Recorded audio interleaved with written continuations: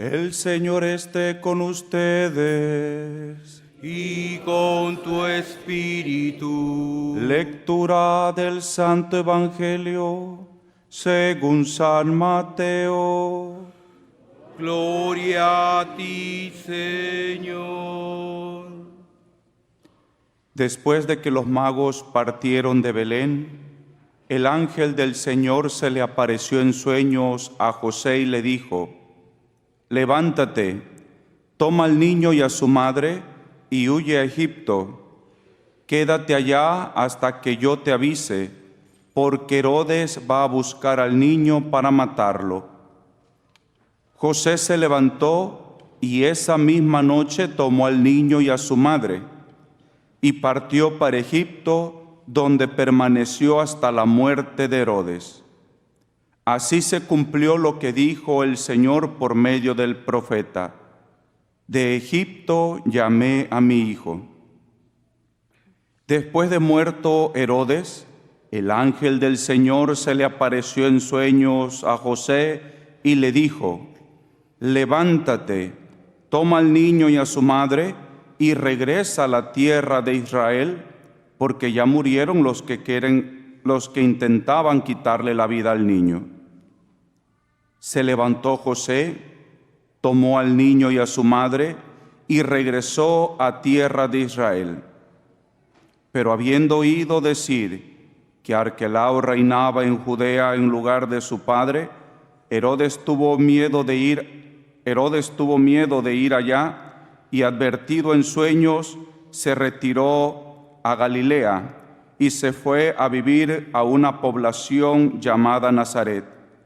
Así se cumplió lo que habían dicho los profetas: le llamarán Nazareno. Palabra del Señor. Gloria a ti, Señor Jesús.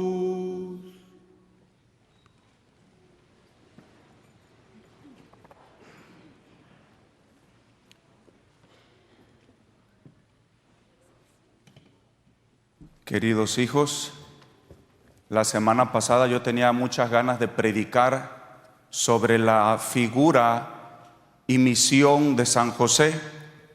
Yo fui formado en un seminario en el cual teníamos por patrono del seminario a José, a San José, y resulta que en el esquecho el padre Jerónimo puso que él le tocaban las misas en español.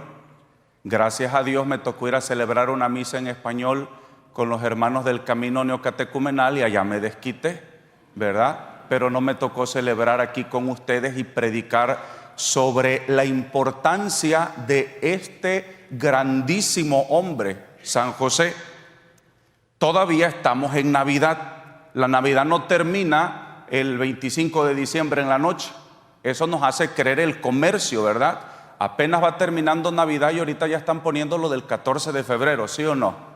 Ya, porque lo que a ellos les importa es vender. Pero en la Iglesia Católica nosotros seguimos celebrando 8 días la Navidad. A esto se le llama la octava de Navidad. Cuando celebramos la resurrección de nuestro Señor Jesucristo, celebramos la octava también, 8 días de celebración y de fiesta. De tal manera que nosotros todavía seguimos celebrando la Navidad. Y en este marco celebrativo, ahora nos toca meditar y celebrar esta gran fiesta de la Sagrada Familia de Nazaret. Y entonces, como la semana pasada no me tocó con ustedes predicar sobre San José, hoy sí me va a tocar, porque vamos a hablar de la Sagrada Familia, y el cabeza de esta Sagrada Familia es el castísimo Señor San José, el patriarca San José. Mis queridos hijos, la sociedad que estamos viviendo está siendo atacada fuertísimamente como nunca en 2 figuras importantes. Una en la familia y otra el sacerdocio. Le están dando garrote a estas 2 figuras importantes en nuestra sociedad, la familia y el sacerdocio. Y se les quiere destruir a toda costa, inventando leyes, desvirtuando lo que Dios ha constituido, ¿sí? Totalmente un ataque frontal contra la familia. Y entonces ahorita se ha distorsionado lo que realmente significa la familia. Si pusimos atención en la oración inicial, nos dice la oración inicial, la oración colecta, que la Sagrada Familia de Nazaret es el ejemplo perfecto de lo que debe de ser una familia. El ejemplo perfecto. Ahí no cabe el error. Y vamos meditando poco a poco. Tenemos como cabeza de esta Sagrada Familia a un hombre que no es común y corriente. Un hombre excepcional. Un hombre en toda la extensión de la palabra. Aquí van a empezar a volar cabezas ahorita, ¿ok? Así que señores, agárrense. Y los que se quieran casar también, ¿sí? Vemos en San José a un hombre que en la Biblia nunca va a hablar. No hay parte del Evangelio donde San José esté hablando. Por lo tanto, vamos a escuchar a un hombre de escucha, a un hombre de silencio, a un hombre atento que pone atención, a un hombre que obedece y a un hombre que actúa. ¿Ok? Fíjense todo esto. Un hombre de silencio, un hombre que escucha, un hombre que obedece y un hombre que actúa. San Juan Pablo II escribió una encíclica sobre San José y lo explica como el hombre del silencio y el hombre de la acción. Y San José en nuestros tiempos debe de ser de nuevo, porque ya no lo es, y no porque no lo sea, sino porque la sociedad nos ha quitado todas estas figuras tan santas, ¿verdad? Debe de ser el ejemplo de todo padre de familia. Fíjense lo que nos dice el Evangelio. San José, lo escuchábamos la semana pasada. San José, resulta que la Virgen le dice: ¿sabes qué, José? Estoy embarazada, ¿no? Estoy embarazada. Pero ellos no habían tenido intimidad. ¿Y qué dice San José? ¿Pero cómo es esto? ¿No? Que me ha salido embarazada. Y entonces él, para que a la Santísima Virgen María no la maten, porque si sale con esto nadie le iba a creer, esto solamente se lo cree José y después de una intervención divina. Pero fíjense nomás, él, para que a la Santísima Virgen María no la mataran, porque la ley decía que si una mujer salía embarazada antes de tiempo se le debía de apedrear y le mataban. ¿Qué es lo que hace San José? Él asume la responsabilidad y se echa la culpa, como decir: yo la quiero repudiar porque ya no la quiero, y como desecharla, ¿no? Entonces él es el que iba a cargar con esta situación como el malo del cuento, para que a la Santísima Virgen María no le apedreara. Y entonces el ángel del Señor le habla en sueño, le dice: no temas, José, recibir en tu casa a María, porque el hijo que esperes es obra del Espíritu Santo. Y San José escucha, obedece y actúa. Se lleva a la Santísima Virgen a su casa. ¿Por qué? Porque es un hombre de Dios. Es un hombre de Dios. Esto solamente lo hubiera creído un hombre de Dios. Esto no quiere decir que San José era un iluso, un tonto. No, era un hombre profundamente de Dios. Por eso le cree que lo que el ángel está diciendo es de Dios. En otro momento, José está durmiendo, ¿sí? Ya con la Santísima Virgen María en su casa. Le dice: José, levántate, toma al niño y a su madre y vete a Egipto, porque Herodes lo quiere matar. En ese momento José se levanta, apareja el burrito, llama a la Santísima Virgen María al niño y se van a Egipto. Estando ya en Egipto, después de un tiempo tal vez de estabilidad, ¿verdad? Ya trabajando, el ángel del Señor le vuelve a hablar y le dice: José, regrésate, que el peligro ha pasado. José se levanta, toma al niño y a su madre y regresan a Israel. Fíjense qué hombre tan excepcional, un hombre obediente a la voz de Dios, a lo que el Señor le dice, ¿sí? No vemos a José diciendo: Señor, pero a ver, ¿qué te traes conmigo? Ya me traes para arriba y para abajo, me dices que me levante, que me venga a Egipto, ya aquí ya me siento bien, estoy tranquilo, ahora me dices que me vaya para allá, entonces ¿tú qué traes conmigo? No, José obedece, porque aunque tal vez él no entienda lo que el Señor le está pidiendo, él sabe que cumplir la voluntad de Dios, aunque le cueste trabajo, es lo mejor, y obedece. Pero con San José viene el otro personaje santísimo, que es la Santísima Virgen María. Imagínense, porque aquí la cosa no es solamente de San José, ¿qué esposa tenía este hombre? Imagínense, señoras, ahora vamos a cortar cabezas aquí con la señora, ¿verdad? Imagínense que ustedes de pronto están tranquilitas, se vinieron de su país de origen, están durmiendo y el marido en las 3 de la mañana se levanta y le dice: a ver, mujer, levántate que nos vamos a ir porque aquí va a haber peligro. ¿Hasta creen que la señora tan fácil se va a ir? ¿Sí o no? Luego arma el desastre. Pero a ti, ¿qué te pasa? ¿Cómo se te ocurre? ¿Que tú estás loco? ¿Cómo nos vamos a ir? No lo vemos eso en la Santísima Virgen María. Vemos a una mujer obediente a su esposo. En ninguna parte la Santísima Virgen María le monta el teatro a San José: pero ¿qué te pasa? ¿Cómo nos vamos a ir? Es de noche, hasta Egipto está lejísimo. La Santísima Virgen María obedece. Y veíamos en la segunda lectura: esposas, obedezcan a sus esposos. ¿Sí? Ahorita los esposos están diciendo: oye, escucha lo que dice la palabra de Dios. Ahora regrésenle ustedes el codazo, porque ahí va para ellos. Esposos, amen a sus esposas, ¿sí? No las hagan sufrir. Es lo que el Señor dice, ¿verdad? De tal manera, mis queridos hijos, que cuando hay un matrimonio donde el hombre es un hombre en toda la extensión de la palabra, no un macho, un tramposo que agarra el dinero y a la señora le da el del gasto, dice. Eso es ser tramposo si son cristianos. Eso es una trampa a su esposa, ¿verdad? El hombre es aquel que escucha la palabra de Dios y que la pone en práctica. Y como escucha a Dios y lo pone en práctica, su esposa sabe que está segura con ese hombre que obedece a Dios. Y entonces los dos forman un matrimonio tal que no puede esperarse otra cosa que unos excelentes hijos. ¿Me doy a entender?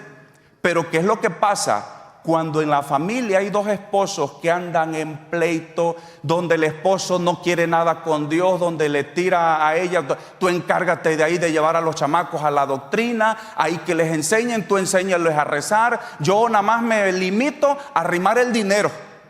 Eso no. El hombre es el encargado de transmitir la fe. ¿Quién le enseñó a rezar a nuestro Señor Jesucristo? No fue la Santísima Virgen María, fue José.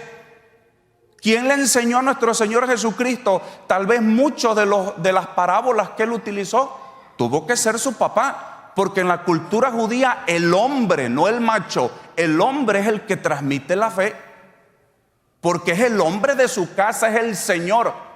Pero desgraciadamente en nuestra cultura vivimos en una cultura, los latinoamericanos, en una cultura machista, matriarcal, donde yo soy el macho, pero la mujer es la que hace todo. ¿Sí o no?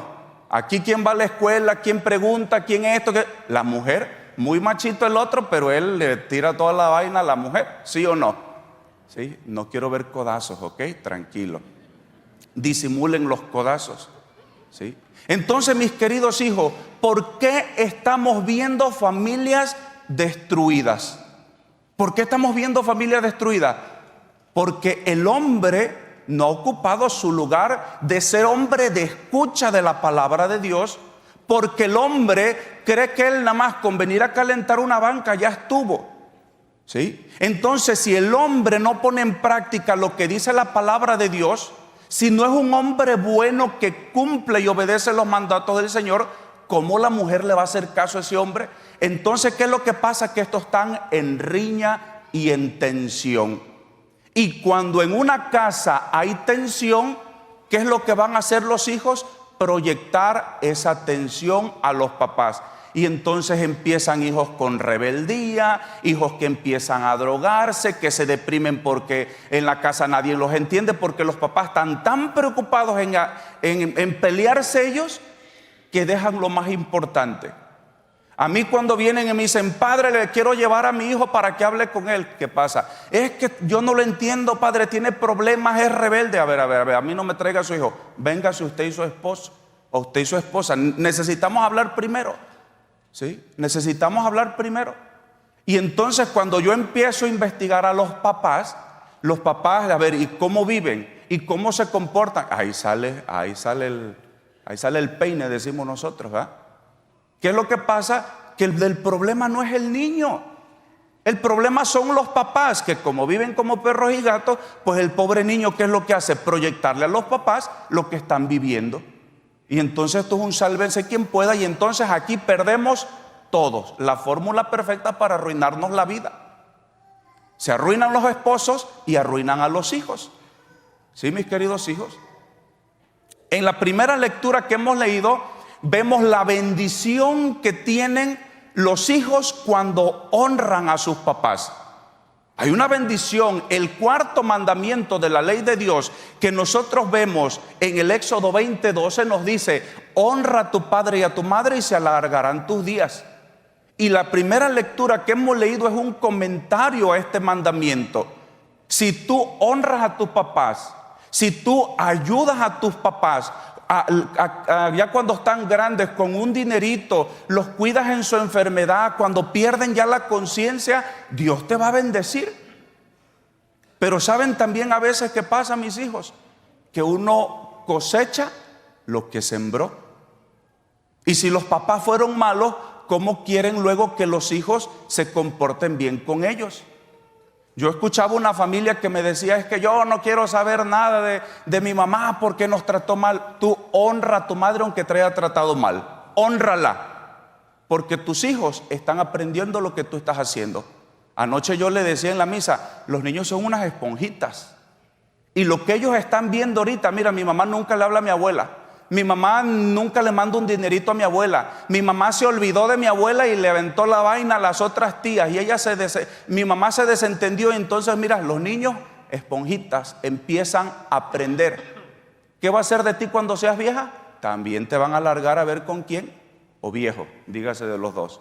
Entonces, mis queridos hijos, tenemos que sembrar bien para que podamos cosechar bien. ¿Sí? Yo he escuchado solamente un testimonio. En el poco tiempo que tengo de sacerdocio, solamente he escuchado a una señora que me dijo: padre, a mí mis hijos todos me quieren. Mis hijos se pelean por llevarme a su casa, las nueras. Bueno, también se encontraron buenas mujeres, ¿verdad? Se pelean, padre, miren, ellos siempre están preocupados del doctor, de mi alimentación, de mi dinerito. Yo ya soy viuda, pero a mí nunca me falta nada. Le dije: señora, le doy las felicitaciones y le doy gracias a Dios porque me ha permitido ver un milagro. El único testimonio, porque de ahí puras quejas, cómo sufren las ancianitas. ¿Por qué? Porque los hermanos se desentienden. Ahí le avientan el problemita a la más mensa o al más menso de la familia y miren, todos huyen. Cuidado, hijitos, porque eso que están haciendo, sus hijos lo están aprendiendo. Y si ustedes nunca le hacen una llamadita a la mamá o al papá, si ustedes nunca les mandan un dinerito, no se preocupan de ellos, sus hijos ya lo están aprendiendo y esa es la suerte que te va a tocar correr. Así que yo los invito a que pongamos en práctica esto que nos dice el Evangelio. ¿Sí? Que lo pongamos en práctica. Necesitamos familias restituidas y solamente las familias se van a restituir por medio de la palabra de Dios. Cuando el hombre aprenda a ser un hombre como lo pide la palabra de Dios, la familia se va a empezar a restablecer. Cuando el hombre deje de hacer trampa, ¿sí? Cuando la mujer deje de hacer trampa también, porque también hacen trampa. Y cuando los dos pongan en práctica lo que hoy hemos leído, vamos a empezar a restituir la familia. Y entonces no solamente va a ser la familia, sino la sociedad entera. Para terminar, Cuando a mí me toca dar el tema a los padres de familias que traen a sus niños a la catequesis por primera vez, yo les digo: papacitos, no solamente vengan a aventar al chamaco para que aquí la catequista se los eduque. El primer encargado de la formación de fe son ustedes como papás, ¿sí? Si tú a tu hijo no le enseñas el temor de Dios, no le enseñas el amor a Dios, no le enseñas el respeto al prójimo, no les enseñas el respeto a la naturaleza, a la creación de Dios, lo que estás criando es un animal salvaje que en el futuro te tocará cosechar las consecuencias. ¿Sí? Eso lo dice el santo cura de Ars. Entonces, mis queridos hijos, no crean que las catequistas son las encargadas de formar a sus hijos. Los principales encargados de la formación de la fe son ustedes, papá y mamá. Transmitir la fe. ¿Por qué? Porque la catequista va a dar lo que pueda, el padrecito también. Pero ¿quién va a cargar con el problemita después? ¿El padrecito? A veces sí nos toca, ¿verdad? Pero ustedes son los que van a cargar con un hijo en la cárcel, con un hijo en las drogas, en la calle, con una hija en la prostitución, con un hijo en el narcotráfico. Ustedes les va a tocar sufrir. Yo recuerdo los consejos de mi padre, un hombre de fe. Mi papá me decía con tanta mansedumbre, con tanta paciencia: mi hijo, yo ya no voy a estar contigo. Y él me repitió el consejo de su madre: yo ya no voy a estar contigo, yo ya no te voy a ver. Cuando yo me quedé ya a vivir solo aquí en Estados Unidos, me dijeron primero: ¿te quieres ir con nosotros? Y dije: ni Dios lo mande, yo ya aquí es donde puedo vivir solo, ¿verdad? Yo le dije: ya, aquí me desafano de los viejos, ¿verdad? Entonces me dice: te voy a dar un consejo. Todo lo que tú hagas va a traer consecuencias tanto para ti como para nosotros. Si tú aprendes a vivir bien, y si tú respetas, si tú te vas a querer, te van a querer a ti y van a preguntar quién te educó. Y van a respetarte a ti y a nosotros. Pero si tú haces las cosas mal, lo vas a sufrir tú y lo vamos a sufrir nosotros. Porque si a ti te matan por meterte en problemas, nosotros vamos a sufrir. Si tú acabas en la cárcel, nosotros vamos a sufrir como vas a sufrir tú. Te lo dejo a ti para que lo pienses. Cuando se llegaron las tentaciones, siempre me acordaba yo del consejo de mi padre, y me salvé en muchos momentos. Entonces, mis queridos hijos, pongan en práctica lo que la palabra de Dios nos dice y se salvarán ustedes y toda la familia.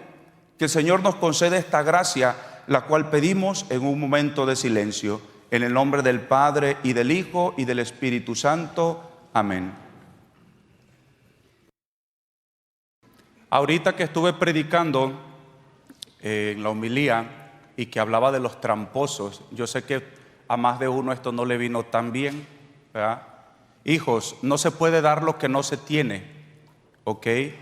Y ustedes, la mayoría, por no decir que todos, ninguno de ustedes padres de familia fue a una universidad para aprender cómo ser esposo y cómo ser papá. ¿O aquí hay alguno que fue a la universidad?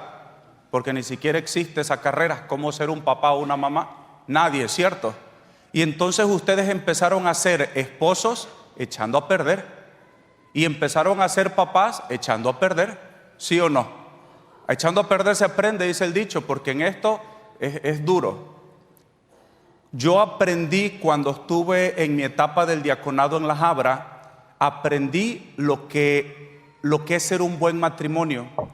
Yo fui rodeado de muchos matrimonios en esta etapa de mi diaconado cuando estuve en La Habra, por muchos matrimonios que se dieron la oportunidad de aprender cómo ser esposos y cómo ser padres de familia.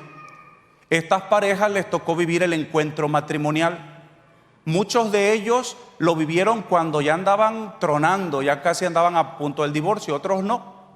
Entonces, después que estas personas se dan la oportunidad de vivir el fin de semana, estas personas empiezan a cambiar su vida y se ve reflejado en sus familias. Yo conviví con muchos de ellos que me invitaban siempre a comer, a desayunar, a convivir hasta la fecha. De hecho, creo que hay algunos que vinieron a visitarme, no sé si están o no, me quedaron mal, creo me dejaron colgado. Bueno, entonces, estos matrimonios, con ellos aprendí lo que es ser un matrimonio cristiano. Ellos tuvieron que aprender. Entonces, mi recomendación, mis queridos hijos, es que se den la oportunidad de aprender. Yo siempre lo he dicho que los latinos invertimos una fortuna en una fiesta de 15 años. No nos importa quedar en la miseria o quedar endeudados, pero la fiesta de 15 años o un cumpleaños, no nos importa quedar en la miseria con tal de tener una pachanga. Pero tú le dices a un matrimonio, te invito a vivir un fin de semana del encuentro que va a ayudar a tu matrimonio, a tu familia, y te preguntan, ¿y cuánto cuesta? No, pues como $300 o algo así, porque tienen que pagar el hotel y todo eso. Uy, no, que eso es muy caro. Así pasa. No queremos invertir en algo que va a darnos bienestar familiar, incluso la salvación, ¿sí? Pero sí invertimos en una pachanga, en una rumba. Entonces yo los invito, cuando tengan la necesidad o si no la tienen, que aprendan, dense la oportunidad de vivir este proceso del encuentro matrimonial. Yo con ellos aprendí, cuando me invitaban a desayunar, siempre después de la misa me invitaban a desayunar, y cuando iban a pagar, no pagaba el señor. Ya agarraba y le decía, vieja, y entonces la señora sacaba la tarjeta. Qué raro es esto, ¿no? ¿Cómo que aquí la señora paga? Sí, padre, dice, es que ella es la que le toca. Y caray, eso yo no lo había visto. No sé si lo vive en mi familia, porque mi padre siempre le dio todo a mi mamá, y mi mamá era la que administraba, ¿ok? Cuando una persona, un hombre, le dice a la mujer, te doy solamente el gasto, es una ofensa muy fuerte, porque no está confiando en ella. La cree tal vez inútil, inepta, que no tiene la capacidad de administrar. Es una falta de confianza, es algo muy feo. Pero eso se tiene que aprender. Estos hermanos con los que yo conviví, muchos de ellos me dijeron, padre, a mí me tocó aprender esto porque yo era un macho y yo no lo hacía. Entonces me tocó ver estas familias, verlos renovados, ver las familias unidas, renovadas. En un día me invitan a compartir un grupo de jóvenes, y vi que la actitud de estos jóvenes era muy diferente a los otros grupos que yo había atendido. Muchachos atentos, educados en la dinámica del grupo. Y cuando los empiezo a ver a todos, los empiezo a conocer, todos eran hijos de los del encuentro matrimonial. Dije, ¿con qué razón? Ya son muchachos que están, vamos a decirlo, aunque se escuche feo, están domesticados, están cristianizados. ¿Me doy a entender, hijos? ¿Sí? Entonces, ojalá y se den la oportunidad de invertirle a algo que va a ayudarles en su vida matrimonial para tener paz, pero también en su salvación. ¿Ok? Bueno, levántense para darles la bendición. Basta de tanto anuncio. El Señor esté con ustedes.